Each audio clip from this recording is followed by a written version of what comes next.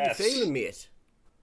I'm feeling great, man. You know what? I'm just excited that this event's going ahead. There's still yet to be announced the full card.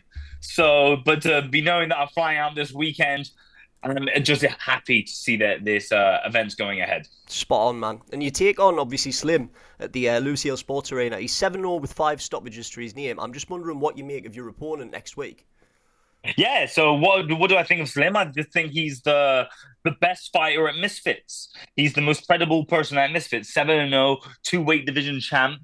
So when I come and dust him off, it's gonna make my victory so much sweeter. Unbelievable. And how do you get the job done, do you reckon? Do you reckon it's a TKO? Do you reckon it's a knockout? Do you reckon it's decision?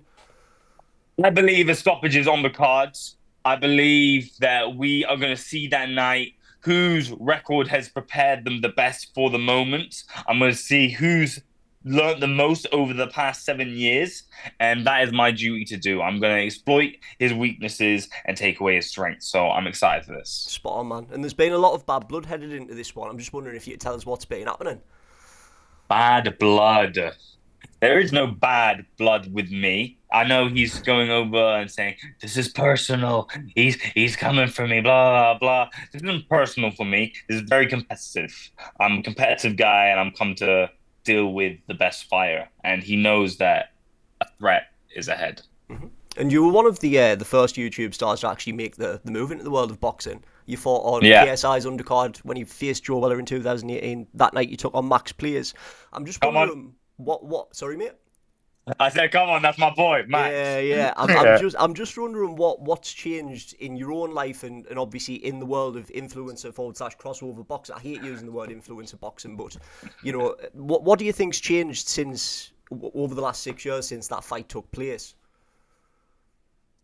A lot has changed in the sense of like my whole lifestyle, my mentality has changed. I'm fully dedicated to boxing. I love boxing.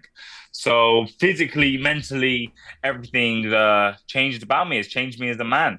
So yeah, I'm very thankful for boxing. I remember I was boxing before the thing started. What was I doing? Like boxercise to lose the fat.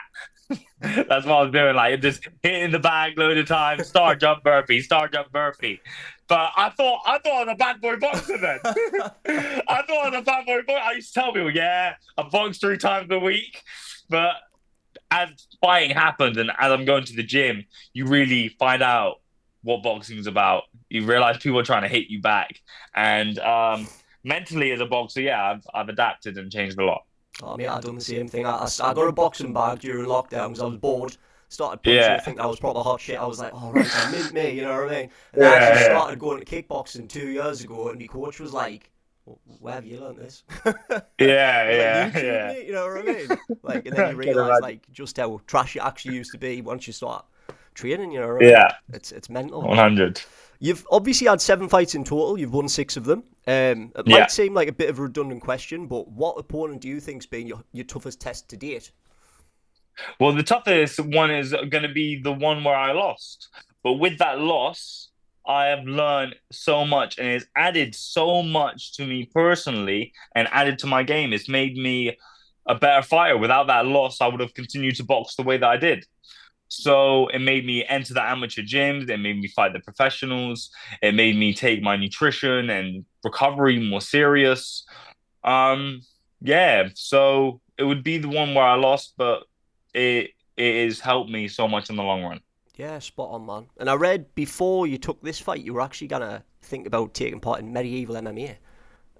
One, bro. So I thought of a video idea of doing. I just want to see like what type of unique sports there were in different countries. And when I saw that medieval MMA, it just because I haven't fought in a year, it just made me say it was something dangerous. It was something new. I saw it pop up on my Instagram feed. I said, "Fuck, I want to do that." I said, "I want to do that."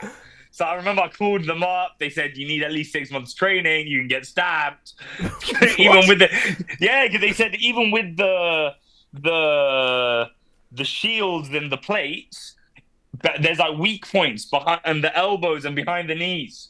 So like they said, people we don't want the commission to have a go at us. We don't want you to get stabbed. So you're gonna have to train properly. So I said, yeah, all right, yeah, I'll do this. I'll do this. And did you ever go into the training or? No, because the Misfits still came. The Misfits still came. Might be one for But the I was so future. yeah, I was tempted, man. I'm very tempted. Of course, and I mean, speaking in about the world of wacky and weird sports, combat sports, would you ever try your hand at MMA? The medieval MMA is so out there that like it feels like we're on a level playing field, but I've got hands. Like, cause you got a sword, a shield. But I'm like, all right, cool. But like, I'm fit, and I can fight with my hands. MMA is too many plates, too many skills, and I feel like, to be honest, I feel like I would get exposed. It's I'd funny. get exposed, man. I spoke to Elle Brute a couple of months ago, and she said the same thing. Said, "Oh, do you ever Yeah, fancy tapping MMA?" She was like, "No, I'm just gonna keep boxing." yeah, 100%, 100%. um, like you've just mentioned there, you obviously famously shared the ring with Jake Paul back in 2020. That was your pro debut, if I'm correct. Yes. What was that like? And do you think people need to start taking him seriously now, given what he's achieved over the past couple of years? I think my answer didn't answer your question because you said, what did I think of my first pro fight? Hmm. What I thought about my first pro fight was that there's a lot more to the game than just turning up to the gym. There is studying, there is recovery, there is nutrition. I just accepted a weight class because I was there. And then as I was training, I was getting less and less, and I had to eat. So weight classes are important. Taking training serious outside of the gym is important. So that's what I took from my first pro experience. Yeah, of course. And looking But in for terms of what you said of uh would you look about at Jake Paul is that the promotions they invest money into promoting, right? So I think promotions should invest in their fighters in yeah, promoting. I get ya. And did you watch his fight the weekend or? I didn't watch it live. I saw the highlights, Yeah, and I thought Netflix did a great job. It was an amazing show. cool. Would you take a fight with him again? So, what was the weight class that you fought at? Heavyweight. And I'm about to go into a middleweight bout. You are. Yeah, so there's a big just weight gap. So I didn't belong in cruiserweight to begin with. Yeah, I understand, mate. And who would you say is your dream opponent down the line? The dream opponent right now is the opponent that I've got ahead of me in 7 days' time. Tunneled vision. We're coming to take him out, and the rest of the Misfits roster. There's no one. Misfits said that this was the most exciting fight that they had to offer me, and as predicted by myself, he has been dry bananas. Yeah. So we're here to take him out, and that's the goal. Obviously, JJ has done a fantastic job with Misfits. I'm just wondering how you think the promotion's grown over the past couple of years and where it goes from here. Yeah, you know what? Like the promotion itself, it's what was kind of missing from the scene. It was what was missing from the scene. The problem is just the names. But Misfits is a great business model. I like it a lot. I watch the fights, but as someone that's on it, I just don't like the people that's on it. I respect that everyone's got to do their thing, but yeah, there's no one that's exciting for me here. I get you, man. I get you. Finally, Gib, just wondering, you focused on him. Have you got one last message for Slim ahead of your fight? Big Slimmy Slim. Big Gibber'S coming for you. 28th of August. That's it.